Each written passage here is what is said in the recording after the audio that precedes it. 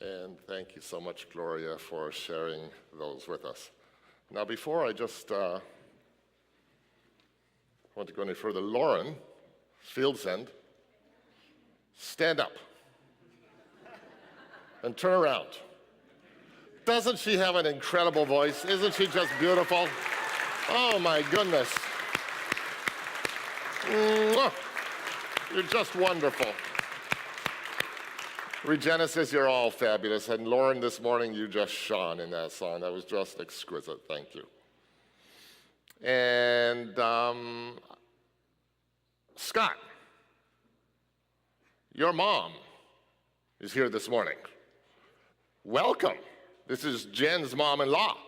And you were supposed to come 3 weeks ago, and you got into this crazy car accident on the way to church. And you learned the lesson that we've been trying to talk about over these 3 weeks of developing equanimity and peace, even in the midst of challenging and difficult circumstances. So, may peace be with you this morning. We're delighted to have you with us. Great having you folks as well. So this morning I want to wrap up this little series on contemplative peace and quiet in our lives. And I'm really sorry for the really long talk last week, but it's just sort of warranted it. They said it got even longer at the 11 o'clock service. So for those of you who came at 9, you actually got off easy. This morning's talk is actually dedicated to that gal up there, to our presider. And isn't Jen doing a great job? New presiders. We love having new presiders, and Jen is just wonderful and just really delighting. And so this morning's talk is dedicated to Jen because I wasn't originally going to do this talk, but in this conversation that Jen and I had, there were a couple things that emerged in that conversation that she inspired in my thinking. I thought, I got to extend this talk just a wee bit longer. And so this is the last in this little series on contemplative silence and sort of emerging out of my 10-day Vipassana silent retreat. So 2 concepts, basically 2 ideas I want to talk about with you this morning. And the first has to do with language, and the second has to do with the distinction between contemplative silence and the silence of oppression. So first of all, the talk about language. Now, Jen already introduced this little bit of a conversation. I don't know if it was quite 3 minutes before, maybe 10 minutes before we had this conversation, but so Jen and I, so whenever a new presider comes on board, I do have a little chat with him, and we had a much longer chat earlier in the week, but I'd forgotten to mention this little thing that here at BUC we tend to use inclusive language. And most of you who've been around here a while will know that inclusive language is an approach to language that has really arisen out of the feminist movement over a number of decades now, which seeks to not use purely male pronouns and images either for God or for human beings or for concepts that deal with all of us universally, right? So it's an effort to try and remove the patriarchal and strictly male-centered bias out of our language. And so Jen and I got into a conversation, but Jen says to me, well, you know, David, inclusive language is no big deal for me, and I maybe put in words, I don't really think about inclusive language a lot. She said, but what I talk about is, I come at this conversation in terms of thinking about non-binary language. And I said, say what? What the heck is non-binary language? I love having younger presiders. They educate you, right? They sort of bring you up to speed, because that was a concept I hadn't really thought about a whole lot. And she went on to talk about non-binary and non-binary as it relates to language. But I didn't write it down. But Jason Rogers, is Jason here? I think he comes at 11, right? So Jason Rogers and Carolyn Kroll. Carolyn and I got talking about this non-binary language, and Carolyn got talking with Jason, and Jason sent me this brilliant little write-up, or to Carolyn, and Carolyn sent it to me, this brilliant little write-up about binary as it relates to language. You're wondering, what does this have to do with contemplative silence? Bear with me. So, binary as it relates to gender. Now listen up, this is new. This was new for me, and it's going to be, it might not be new for you, but it was certainly new for me, and Jen DeCoste, I have to thank him for all of this. Binary, as it relates to gender, is very similar to its use in math. In math, binary is represented in zeros and ones. In gender expression, you can look at male as 0 and female as 1, or the other way around. Non-binary individuals do not identify as 0 or 1, so neither male nor female. They may fall anywhere on the spectrum between the two. Other words used may be gender queer or gender fluid. As an example, someone who is gender fluid may wake up one morning and feel more male or more female, or neither or both. Sexuality and gender expression has evolved into something incredibly broad. So I'm still becoming educated around this whole gender fluidity kind of issue, and trans people who are experiencing a transgender transformation in their lives, that sort of thing. So I thought that was a very, very useful kind of description about binary as it relates to language. And so Jen said, I try to use non-binary language as a result of my awareness of issues that transgender people face in our society, that this whole conversation that's going on around in our society around gender has sort of sparked. So for Jen, you were saying that non-binary language is an attempt to not divide people into either male or female, but it's also trying to do away with all the other categories and distinctions that we use to separate people. So male and female is only one. There's rich and poor, there's educated, there's non-educated. There's Christian and non-Christian, there's insider and outsider, there's conquered and conquerors. There are all sorts of distinctions that have to do with binary language, 0 or 1. Yes or no, that Jen says, I try to do away with all those kinds of distinctions in my communication and in my discussion.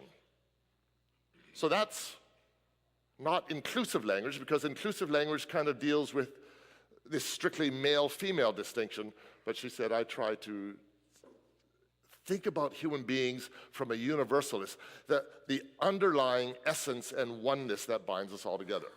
And I thought that was a profoundly spiritual concept, and I thank you, Jen, for introducing that to me. In that conversation, I think it was in that conversation, it was partly as a result. So park that for a second, okay? Park that whole conversation about binary and non-binary language for just an issue, for just a moment. I'm going to come back to it, but just park that to one side. So the second thing that Jen provoked in me was the prayer that morning from a couple of weeks ago when I first did my first sermon on silence and the importance of silence in our life. The second thing Jen was talking about in her prayer, and it really struck me, she was talking about how privileged people are to have the opportunity to simply engage in contemplative prayer. It might have been a little suggestion to me, David, not everybody can take 10 days off from work and go off and meditate, right? That's why I became a minister. I like doing this stuff, right? It's the perks in the job, right? But Jen was suggesting to me, and there was more in that prayer too that was triggering the thought, her understanding of silence relates to another area of silence, what I call sociological silence, the silence of oppression and the silence of repression. And that twigged a conversation for me that I'd had years ago with Diane. Is Diane here? Anyways, with Diane's partner, Shelley Finson, who Diane's deceased partner, and we love Shelley dearly, and Shelley Finson was on staff at the Atlantic School of Theology, and it drew to mind a conversation I'd had with Shelley Finson years ago, and we were talking about silence. And I was trying to talk to Shelley, I was trying to explain to Shelley the importance of contemplative silence, and she was talking to me about the silence of oppression. And somehow we missed each other in that conversation, but it was one of those significant conversations, and it's never really left my brain, and this morning is my attempt to unpack that thing and finally get that distinction right in my brain. So for Shelley, and I think for Jen too, Jen twigged, is that there is an other silence that people experience in our world, and that is the silence of oppression. And the silence of oppression refers to the millions, if not the billions of human beings around the planet who, because of their human distinctions and idiosyncrasies, have no places in the political corridors of power. They have no voice to speak to the shaping of the world around them. So you think about the poor. You think about the indigenous people of the world. You think about women. There was a conversation on CBC lately about the attempts at repressing women politicians in our society, trying to silence their voices. Have you heard that on CBC lately? Big conversation about that going on. The voices of children aren't listened to around the world. And I look at Catherine Kinsman and I think the voices of the animals of the earth. Do our animals have a voice when we destroy their ecosystems, when we pollute their environments? Do the trees have a voice?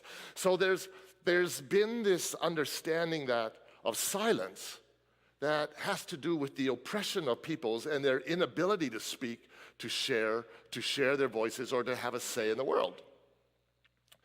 And so I'm talking about contemplative silence, and I was having this conversation with Shelley and with Jen and they're talking about this other kind of silence. This other kind of silence, the silence of oppression, has also twigged for me an other sort of thing.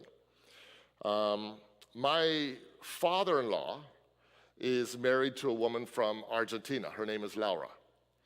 And Laura experienced this silence of oppression in a big way in Argentina in the 1970s and the 80s. And you remember what was going on in the 70s and 80s in Argentina. There was this dirty war that the military dictatorship and regime was conducting against its own citizens. And Laura, so what they were doing was they were suppressing all sorts of opposition or political dissent. And how were they doing? They were disappearing people. Do you remember this? If you're old enough to remember this, they took people, they put them in airplanes, they flew them out over the ocean, and then they threw them out of the airplanes. Totally disappeared them. Thousands of people killed in this way. That was a profound kind of example of the silence of oppression. The same thing was going on in Chile at the same time under the regime of Augusto Pinochet, was doing the very same thing. And that oppression in Chile with Augusto Pinochet sparked all sorts of things. I'm so excited. All sorts of things have come together in my brain this morning. Sparked this wonderful song by Sting called They Dance Alone. How many of you know that song by Sting? Because it's this brilliant song. And I'm just going to flash up a few of these words on the screen if you will, okay? And this song was inspired by the oppression that took place in Chile under Augusto Pinochet. And it refers to, in Chile, because the women, so many women and so many people were being disappeared, flown out over the ocean or just disappeared. Nobody knew what had happened to them. And if you tried to speak out against what was going on in the government, you knew you'd be killed or you'd be disappeared. And so the only form of protest that people in Pinochet's Chile had was the women would all go out into public squares and they would dance. But they dance without music. They dance in absolute silence. So this is a profound example of the silence oppression. And so this is Sting's song. Why are these women here dancing on their own? Why is there this sadness in their eyes? Why are the soldiers here, their faces fixed like stone? I can't see what it is they despise. They're dancing with the missing. They're dancing with the dead.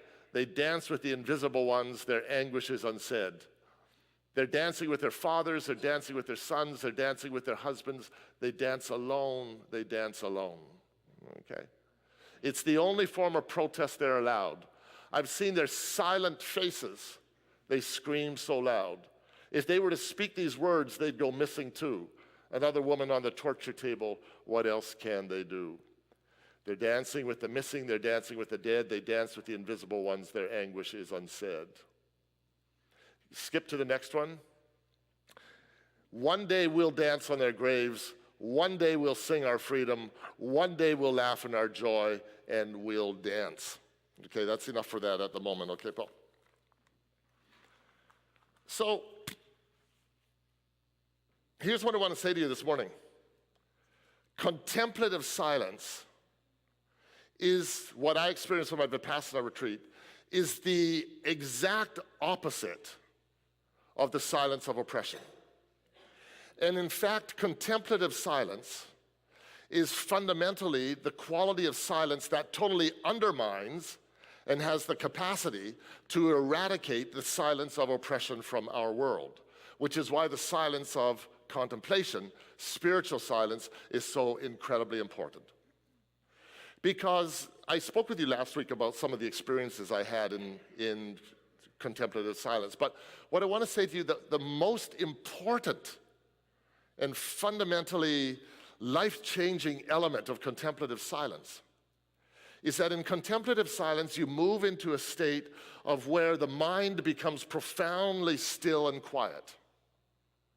And when the mind becomes profoundly still and quiet, what happens is that the mind stops making all these distinctions.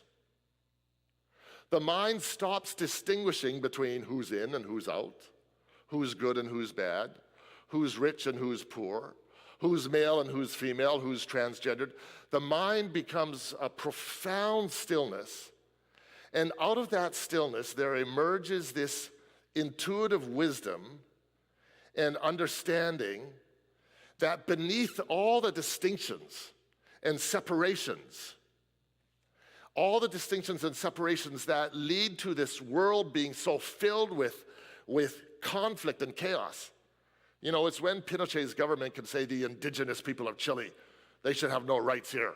We're the conquerors, we're the right people, let's get rid of them all. Or when Hitler said, you know, the Aryan race is the only race and all the Jews need to be eradicated, they're not pure enough. That all comes out of, I could use some more contemporary examples too, that all comes out of a form of thinking that is constantly dividing the world, breaking the world up into all these categories and distinctions. And what happens in contemplative silence is all of that. And underneath, you discover there's a quality of being and oneness and unity. And this is the profound intuition that arises.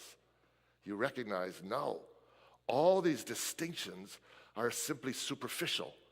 There's an underlying oneness and unity in us all. First of all, it's our humanity, and even deeper than that, it's this quality of awareness and consciousness and spirit out of which all life arises. That is the singular unifying reality for all human beings. And that's where we come back to this non-binary language business. You see, it's our language also is part of the problem, because our language is created and structured to divide the world into, it's all focused around categorizing and analyzing and dividing and separating and all this kind of stuff.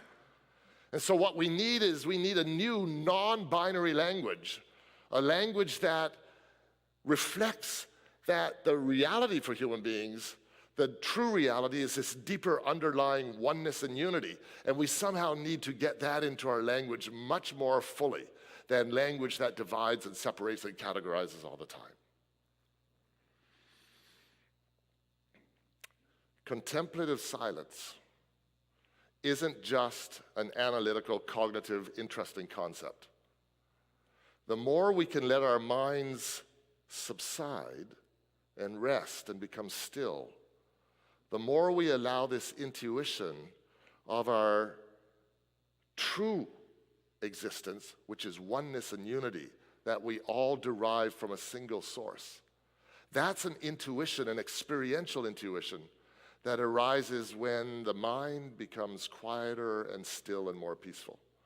Which is why I say to all of you all the time, you may not have to do a 10-day retreat, but you all know the feelings of peacefulness and unity and oneness that you experience if you're walking the beach on a beautiful summer morning and the sun is just coming and there's this profound sense of stillness within you, and you recognize that, or you're not even thinking about a separation between you and the sunrise or the ocean. There's just this wonderful sense of unity and oneness and peacefulness. That's what we need to cultivate much more profoundly in this world, and particularly in this day and age, when the world is being once again gripped by this demented and deranged form of thinking that is constantly dividing the world into insiders and outsiders, those who belong, those who don't belong, those who are right, those who are wrong, all of that kind of thinking. We need to move away from that thinking, and contemplative silence, spiritual silence, that profound peace that we try to cultivate is a critically important vehicle to help us do this. So I've asked Rick if he would substitute for Sting this morning. And I'd rather listen to Rick than Sting any day. So Rick, get it. So that song, They Dance Alone, is a song about the silence of oppression. Now, I gather Regenesis is going to help out on this. No, all right, so anyways. So that song reflected to me profoundly what the silence of oppression is about. But in the verse in that song, you'll realize there's this very, very hopeful chorus that someday we'll dance on their graves, someday we'll sing, someday we'll celebrate, someday we'll experience joy. Dancing and singing and joyfulness are paradoxically the qualities that emerge out of true silence, spiritual silence. That song puts them together well. Thank you, Rick. And I would have loved to have prepared Regenesis to be part of this, but I got the note later in the week, so. No criticism, just sometimes the spirit goes, right? You gotta go with it. And as you might guess, Sting and I are completely different singers, so. I'm doing this about 8 octaves lower than Sting.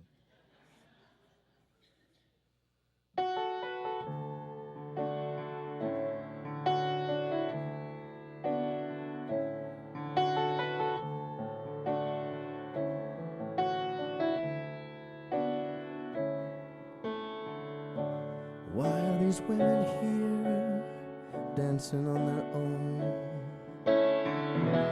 Why is there this sadness in their eyes?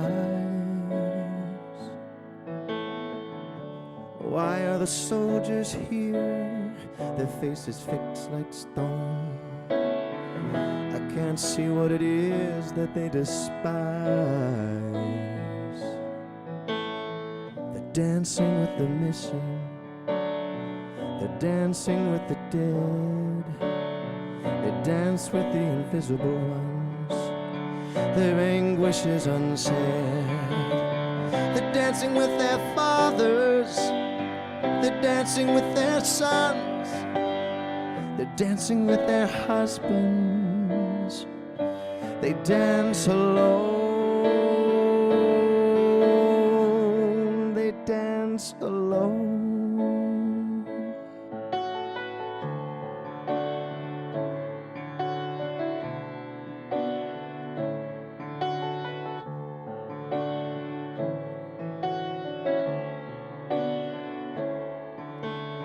It's the only form of protest they're allowed. I've seen their silent faces, they scream so loud. If they were to speak these words, they'd go missing too. Another woman on the torture table, what else can they do? They're dancing with the missing. They're dancing with the dead. They dance with the invisible ones. Their anguish is unsaid. They're dancing with their fathers. They're dancing with their sons. They dance with their husbands. They dance alone. They dance alone. One day we'll dance on their graves. One day we'll sing our freedom.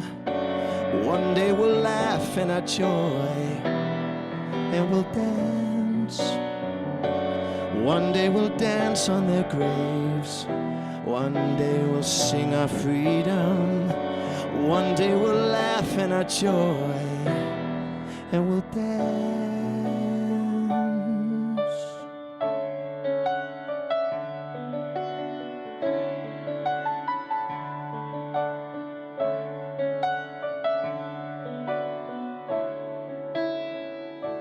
Hey, Mr. Pinochet, you've sown a bitter crop. It's foreign money that supports you. One day the money's gonna stop. No wages for your torturer, no budget for your guns. Can you think of your own mother dancing with an invisible sun? We're dancing with the missing. We're dancing with the dead. We dance with the invisible ones. Their anguish is unsaid. We're dancing with their fathers. We're dancing with their sons.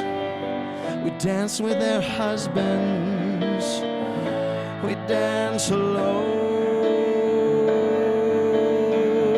We dance alone. One day we'll dance on their graves. One day we'll sing our freedom. One day we'll laugh in our joy, and we'll dance. One day we'll dance on their graves. One day we'll sing our freedom. One day we'll laugh in our joy, and we'll dance.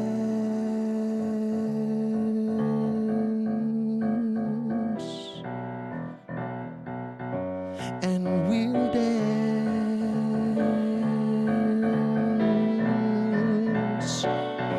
And we'll dance.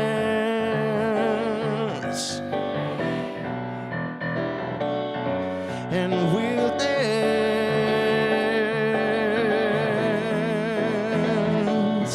Yes, we'll dance.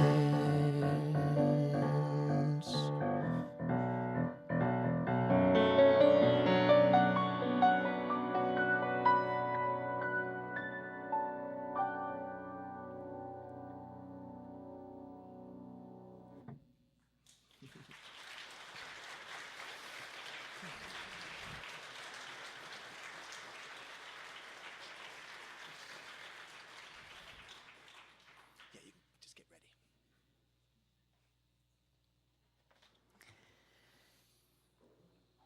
Let us pray. In the pursuit of becoming more loving and compassionate people, please give us the courage to speak up when others are silent, to channel your spirit in defense of the weak, the oppressed, or the needy, to find our voices when we may previously have turned away or pretended we're not affected. Let us become leaders in the pursuit of that which is caring and inclusive, and show us how to become a safe space for anyone who needs it. For when we give, we receive, and when we love, we are then surrounded by love, as we are all one. May it be so. Our closing hymn is Common Thread. The lyrics will be on the screen. Please rise as you are able. One, two, three.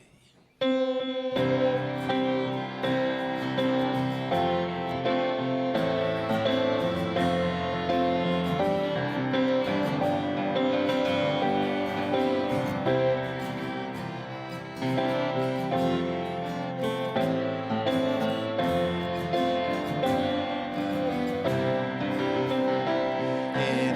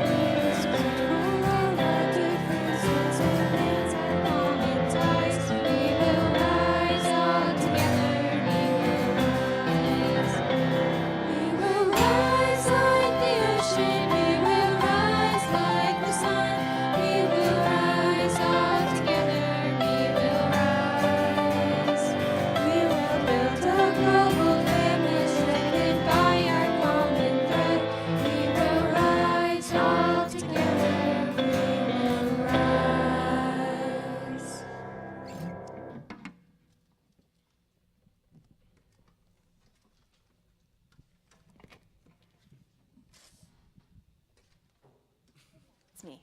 Okay. Let's take this light with us as we move through the week and use the energy that's coming from this community and from this candle to guide us in our actions as we seek peace and community throughout this week. Amen. We're going to close with our round benediction we did a few weeks ago. So some of you will know this, some of you will be new, and it's super duper fun. So if you're from here over, if you think I'm closer to the windows than I am to the aisle, then you are group 1. And you're with Hannah. Raise your hand, Hannah. Watch her mouth for when to sing. If you can't see her, just sing what you want to. If you're closer to the aisle, you're with Audrey, part 2. Don't worry, it'll all make sense. And then over here we have, you sit very cleanly down the middle. Wow. So if you are closer to the aisle, you are group 3 with Lauren. And if you are closer to the windows, you're group 4 with Jillian. And we'll sing it together twice, and then we'll do the round and make some harmony in this space, some non-binary harmony. It's a 4-part harmony, so that's quadrary? I don't know what it is. Sounds like this. Go now in peace, go now in peace, may the Lord